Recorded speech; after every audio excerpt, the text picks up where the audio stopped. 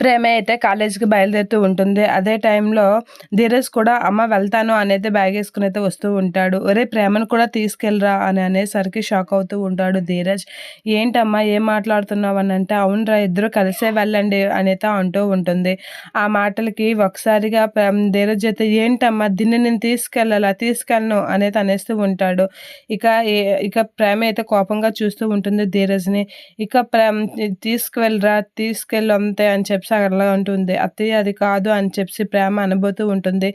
నువ్వేం మాట్లాడకమ్మా వాడు తీసుకెళ్తాడు అని చెప్పి పదండి అని చెప్పి బయటకు తీసుకొని వెళ్తూ ఉంటుంది వేదవతి. ఇక వేదవతి అలా చేసేసరికి ప్రేమ ధీరజ్ అయితే ఒకరినొకరు కోపంగా చూసుకుంటూ ఉంటారు. అలా చూసుకొని అయితే ధీరజ్ బండికి ప్రేమనైతే ఎక్కమని చెప్తూ ఉంటుంది. ఇక ప్రేమ అయితే బండి ఎక్కి కాలేజ్‌కి అయితే రెడీ అవుతూ ఉంటారు. ఇక ధీరజ్, ప్రేమ వాళ్ళైతే వెళ్ళేసరికి అదే టైంలో భద్రావతి వాళ్ళ ఫ్యామిలీ మొత్తం వచ్చి అలా చూస్తూ ఉంటారు. అది ఇక వేదవతి అయితే ఉండండిరా మర్చిపోయాను అని చెప్పేసి అయితే లోపలికి వెళ్తూ ఉంటుంది. ఇక అదే టైంలో ప్రేమ అయితే వాళ్ళ అమ్మ నాన్నల్ని చూస్తూ ఉంటుంది. అలా ప్రేమ వాళ్ళ అమ్మ నాన్నల్ని చూసి కిందకి దిగబోతూ ఉంటుంది. ఇక వేదవతి అయితే లోపలికి వెళ్ళి ఏదో తేబోతూ ఉంటుంది.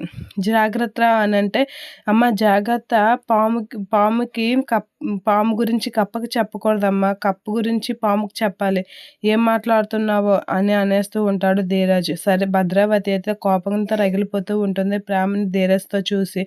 ఇక ప్రేమ అయితే కిందకి దిగిపోయి అలా చూస్తూ ఉంటుంది. ఇక వేదవతి అయితే బయటకు వచ్చేసరికి ఎక్కమ్మా బండి అనైతే అంటూ ఉంటుంది. ఇక వేదవతి అయితే దిష్టి తీస్తూ ఉంటుంది. ప్రేమ అయితే భద్రావతిని చూసి షాక్ అవుతూ ఉంటుంది.